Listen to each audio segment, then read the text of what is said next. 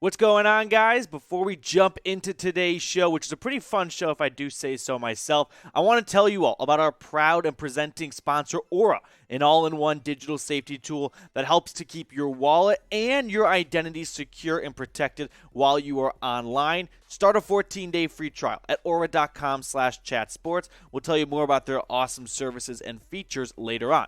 But here's what we got coming up on today's show. There's an interesting rumor / story out there that the Browns will be looking to the free agent market to add another quarterback to back up Jacoby Brissett if Deshaun Watson receives a lengthy suspension. Now, I don't know what lengthy is in the eyes of Andrew Berry, but I'd have to imagine anything 6 games or more, right? That's probably in this in the ballpark of, ooh, this is a while. So we'll look at those 5 options I've got laid out in just a moment, but I thought it'd be helpful to quickly revisit the depth chart here because Josh Dobbs is the third quarterback on it and probably more qualified than some of the current free agents out there. But Mary Kay putting this in her article: if Watson is out for a lengthy period of time, they will sign a quarterback to back up interim starter Jacoby Brissett. So with that in mind, I've got 5 names to keep an eye on for. Now, I want to preface with this. It is mid to late July. If you are still a free agent, aside from Ndamukong Suh, you are probably not very good at this point in your career. This is not a good or pretty list of quarterbacks, but we're going to have some fun with this. So stick with it because number 1 is Cam Newton.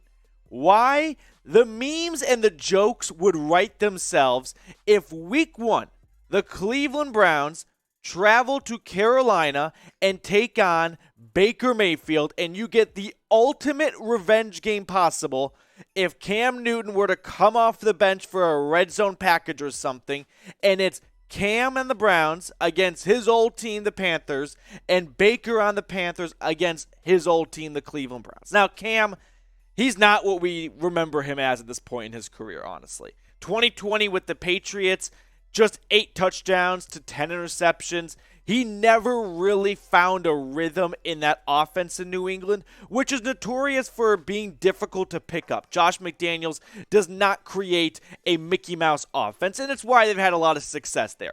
But last year, if you remembered, he returned to the Panthers after some injuries, and he was not good. It was not a good movie, all right? No fancy sauce. That was not something anyone wanted to see.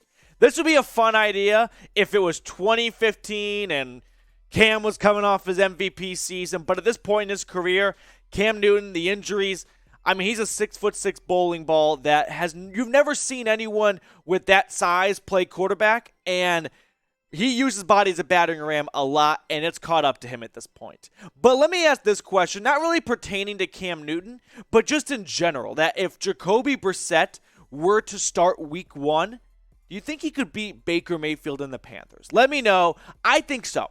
This Browns defense, I tweeted this out the other day. Defensive line, Pro Bowl talent at Myles Garrett. Linebacker, you've got Pro Bowl talent at JOK. Cornerback, Pro Bowl talent at Denzel Ward. And at safety, Grant Delpit and John Johnson too. So they are plenty of great defensive players that could ruin Baker's revenge game. All right, second quarterback up, probably actually number 1, but Ryan Fitzpatrick. This would be awesome. Would it not? If you were to lure Fitzmagic out of retirement to have one more go at it, even if it's just for a backup role, you know at some point, if Fitzpatrick's on your roster, the football gods are going to get him in the game. They just will not allow him to just ride the bench the whole season. We'll check out more on this in just a moment, but I want to tell everyone watching about our sponsor today, Aura, because we do more online than ever before. And if you've watched some previous Browns reports, you've heard about the awesome benefits that Aura has. But one of them that I think that gets a little slept on is if you want to get Aura, they're going to make sure you get an umbrella for not only yourself, but your family as well. Because if you've got some young ones that go on YouTube, could watch the Browns Report, of course, but also maybe want to go on eBay and all of a sudden have all of your credit card information out in the wide open for hacksters to get, let Aura be in your corner. Start a 14-day free trial at aura.com/chatsports. Links in the comments and the description of today's show. Getting back to Fitzmagic, yes, like if the Browns are determined to sign a quarterback in free agency, Fitzpatrick would actually be my number one. It'd be fun for Cam Newton to maybe play against his old team, but actually, even though he's the oldest of the bunch here, he is the most proven as of late. I mean, he didn't play much last year. He got hurt in week 1, or maybe got even hurt in like week 0 on a water slide. But back in 2020, when he was with the Dolphins and he played in 9 games, had a couple starts, you're not going to find a quarterback on the street right now with better stats as of late, if that's what you're just looking at in terms of 13 touchdowns to 8 interceptions. But the thing I like about Fitzpatrick the most, or should I say Fitzmagic, is he's at his best when you don't need him to do a whole lot. Fitzmagic's always the best when he comes off the bench and he just looks that bearded god right there running onto the field to save the day. Now, if you go to Fitzmagic starting week 1 to be your whole season, then that's not a very pretty outcome. But if Jacoby Brissett were to get hurt, there's no other quarterback I would want coming off the bench than Ryan Fitzpatrick. So that's who actually would be my number one. We're going to check out the other list in the rest of the list in just a moment. But we recently crossed 10,000 subscribers, so stay tuned for the end of the video. The countdown of 10 reasons why the Browns will win the AFC North is coming up at the end. But first, for all of our new subscribers out there that helped us reach this goal, make sure you comment Dawg Pound down in the comments, and I'll give you guys a shout out on a future Browns report. But you got to be subscribed, and you got to comment Dawg Pound. Quarterback number 3. This is how you know it's not a pretty list. Josh Rosen is our third best option, in my opinion. The former first-round pick for the Cardinals, who after one season made AZ hit the reset button and go to Kyler Murray, which was a very good move. But so far in his career, I don't know. I can't say very many nice things. And that's a mean thing to say, but that's just the truth of the matter. He had a great year at UCLA, and it made him some money in the pros, and that's really what it is. This is a bit of a lower profile name that isn't going to stir up a lot of noise like Cam Newton or Ryan Fitzpatrick that I could maybe see Andrew Berry making. Now remember, we're talking about the backup for Jacoby Brissett under this theory. And if you're looking for a backup quarterback, you want someone who's not going to disrupt the locker room, someone that's going to be a good guy who's going to come in early and leave late, and who's going to complement what type of offense you're running. Now, if you're a free agent quarterback at this time and period of free agency, GMs will take what they can get, whether or not they're a great schematical fit or not. If you're picking from the pool that's left, you're going to take your best options. And Josh Rosen, he's better than some options out there, believe me. All right, number 4 on my list is A.J. McCarron. Yeah, his time in the NFL is most likely done, but I wouldn't be blown away if it were to happen. In all honesty, I really just put him on this list to have a little sidebar right now because I thought he was going to be really good coming out of Alabama. I just remember watching that Alabama team 10 years ago at this point, like, well, if you were the quarterback of that team, you had to be good. And quickly learning, oh, no. Alabama would not produce any sort of NFL talent at the quarterback position for another 8 years. But in his career, right, bounced around a little bit, was with the Bengals for a while, with the Bills, most recently with the Falcons. He doesn't have a whole lot under his belt. Tore his ACL last time out 2 years ago for the Falcons. I'm guessing if someone were to call his agent, he'd be like, oh, you want AJ?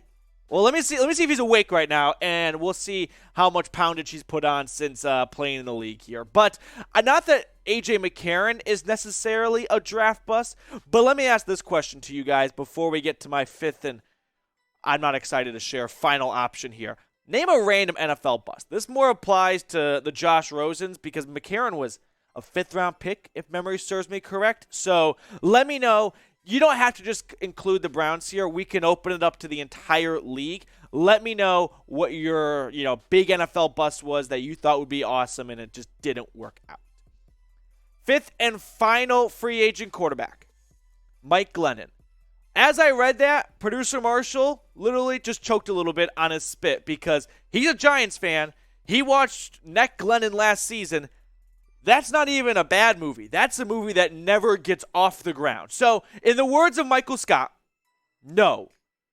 No, God, please, no. No. No! We are not doing Mike Glennon. There are so many, no, for a lot of reasons, okay? He actually may be the best quarterback of that list right there, but no. We cannot. We cannot stoop to the level of getting Mike Glennon on this team. Here are things I would rather do than have Mike Glennon be signed by the Browns. Just jogging. All forms of jogging. Treadmill, light jogging, sprinting, whatever it may be. I would rather do any of that. Or just get the talk again from my parents. Go back in time as a 24-year-old, have a sit down with Dan and Melanie and be like, let's talk about the birds and the bees. I'd rather do that with my parents in this point of my life than have Mike Glennon be signed by the Browns. Or skip ranch and have blue cheese with my wings. I hate blue cheese. Who likes blue cheese? It's disgusting. I'd rather go a whole year with blue cheese being the Batman to my wings, the Robin to my wings, than have Mike Glennon just be in a Browns uniform. I never want that picture to exist. That cannot be a thing. We cannot let that happen. Andrew Berry, if you're watching, do not do it. I don't care if you'll never even step foot onto the field. Do not bring Mike Glennon aboard here. If this happens, I'm going to have a meltdown. I'm going to be honest with you guys. It's going to be ugly. All right, let's revisit the list, though, one last time. Cam Newton, really Ryan Fitzpatrick won, but Cam Newton, because of the revenge aspect, would just be cool. Josh Rosen, at least age-wise, he's the youngest, so maybe you think, oh, we could fix him, but he's pretty trash. A.J. McCarron, I don't know what he's doing these days. He's got a hot girl. Well, don't tell. What's that? All right, trivia. Who was the CBS broadcaster that got in trouble for saying, talking about A.J. McCarron's girlfriend during the national championship game? It was. I don't think it was Vern Lundquist. I don't think it was, but maybe it was. And then Mike Glennon. I'm ashamed that I even said his name there. All right, let's wrap up the show with this here. 10 reasons why the Browns will be AFC North champs in honor of reaching 10,000 subscribers. On yesterday's show, you can check it out. I said the Browns have the best quarterback in the division. Today, I'm going to say history is not on the Cincinnati Bengals, the defending AFC North champion side. The last time Cincinnati won the division, it wasn't even called the AFC North, back-to-back years.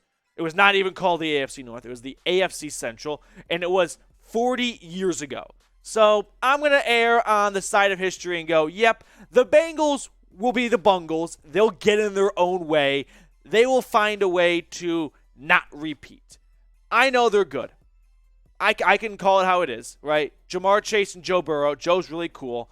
Jamar Chase, he's really good. Turns out last preseason he was just toying with all of us here. But I wouldn't be blown away if, in all honesty, NFL defenses, after a year of tape of Jamar Chase, they learn how to adapt and recover pretty well. Wouldn't be shocked if this year some defensive coordinators have better plans in place for slowing down Jamar Chase, and Joe Burrow can't just say, F it.